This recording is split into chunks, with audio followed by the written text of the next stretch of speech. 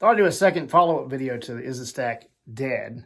And talk about kind of my path away from the stack to a modeler and sort of the reasons that started for me in the beginning. I run sound, I mix here in my studio, and I do a lot of different things. So I understand, out front, getting a good balance when a 412 is pointed at you or anywhere out front is difficult, especially if it's really loud, and trying to get that under control. Back in the day in the 90s when I used to be in my original band, we used to try to help that by putting our cabinets on the side of the stage facing in like side fills.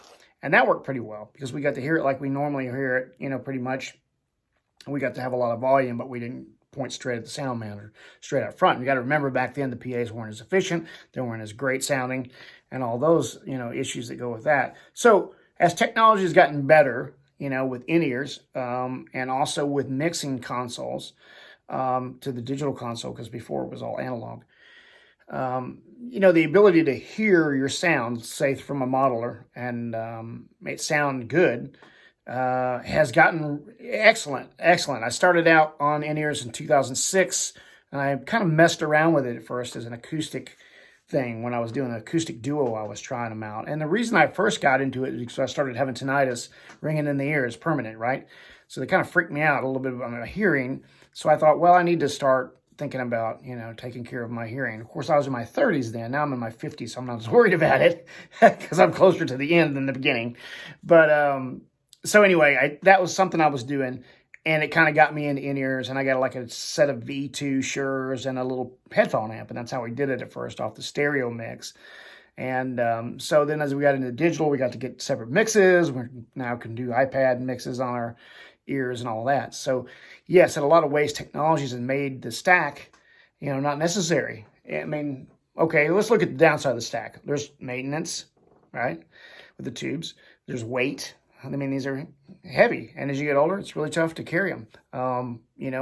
You can carry one of these in a car if you have the right car, and you can, as long as you're not doing PA for that gig, you can do that. And I do that often. Sometimes I'll take a half stack in my car, and I'll go do a gig out of town at a venue that allows me to have 412s, and I can do it.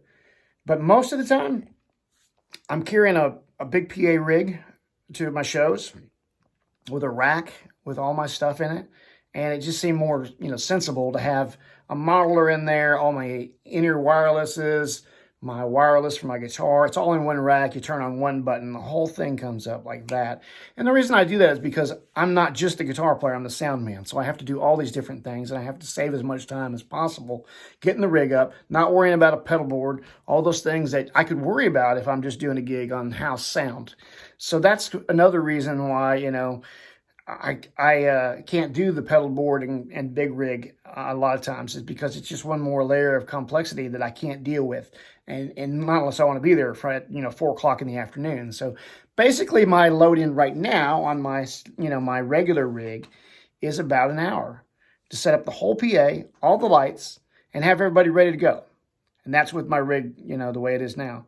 With a cabinet and a head, and if I'm going in on somebody else's rig, you're talking about 30 minutes to set up and have everything right and ready. And I use the HX Effects with a wireless unit into the loop of whichever head I decide to take. Generally, the Friedman is the most often taken to gigs, but I try them all here and there just for fun. And so that's kind of where I'm at with my stuff. Is the stack dead? Not totally, but is it totally trended away from it? Yes, totally trended away from it. Like I bought my Friedman small box a few years ago, or a year and a half ago. And I just always wanted one, so I just got one. And it was something I just had saved and saved and saved. And, a lot of people look at this wall of Marshalls or whatever and think, what are you doing? But you got to remember, and I've been, slagged online for this, but basically I have collected these cabinets and this stuff since I was 16 years old. I'm 51 years old. Whenever you collect anything and you keep it all those years, it's going to end up looking like this, like a hoarder, okay?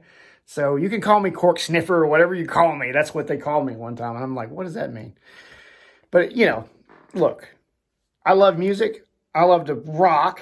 And I love the feeling of this. And unfortunately, I've got a lot of stuff that I can't use very often. But when I do use it, I love it. And it's super fantastic. And of course, technology has gotten better, and I use that too. So I do all of it, every way that I can to enjoy guitar and play guitar and make money at playing guitar. I do that.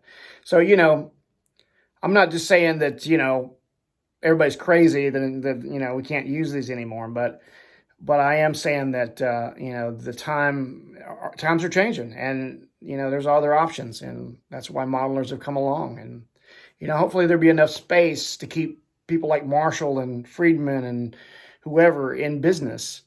There'll be enough people who can continue to be into the organic head and cabinet thing and continue to go down that path. And, those companies have also made strides to make smaller heads for people who play in smaller places. Of course, that makes a lot of sense these days.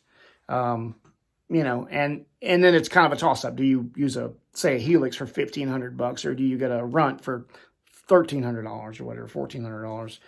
And a cabinet, of course, that's going to put you up there a little bit higher. So, it's kind of a trade-off. You have to decide what you need and what you need for that gig and what you want. So whatever you want is what you should get, but it's just kind of crazy how things have changed. Let me know in your comments or in the comments what you think about how things have changed with guitar. And I know a lot of you out there have played for many years, and I'd like to hear your experiences and what you've done since the day of the Stack or the rack gear. If you were back in the early 90s, you would have been on rack gear. In the 90s, like about 90, 91, 92, they had the ADA and a bunch of rack gear. The JMP1 from Marshall, a whole different bunch of things. And about that time, this Ampeg head came out, designed by Lee Jackson, which I just picked up today, actually. And that head and that series of heads kind of died at that point because everybody wanted rack gear. Everybody wanted to be Steve Lukather and have, wet dry rigs and all that stuff. So anyway, after that lull with the head, you had everything kind of come full circle with the different, I think the boutique movement, Bachner and Friedman and all that kind of reinvigorated the Stack. Marshall's always stayed there and been able to survive the changes. It's been tough, I know, for them. The JVM came out and it was a killer amp. It's great that they're still, keeping that legacy going through the smaller amps like the Origin, or like in my case, I got a Class 5 over there. Of course, got my mini Stack still and my Lead 12s from the 80s that I have. But it's kind of, I don't know. It's a legacy thing, I guess. As you get older, like me, you harken back to the things that made you really happy, and you remember your youth and how it was, and you feel that visceral response of a cabinet in the head, and you remember that, and it sticks with you. And when you come in here, like I come in here and I just blow myself out of the room. Coming in here is just a fun thing to do. It's like driving a great sports car. That's how I look at it when I hook up the Silver Jubilee or the purple small box or whatever. Whenever I hook those up, it's like driving fast for me. It's like, it must be like what people like about motorcycles, riding their motorcycles. They go out, it's an enjoyment thing. And they enjoy the adrenaline, feeling alive, That's sort of what it feels like to me when I get in front of a 412. So it's unfortunate a lot of younger people won't get to experience that feeling with a real Stack. Instead, they'll have to, get it through a modeler, and they'll never really get that through a modeler. They'll get the sound, but they won't get the feeling. So anyway, let me know what you think. Comment, subscribe, rock on.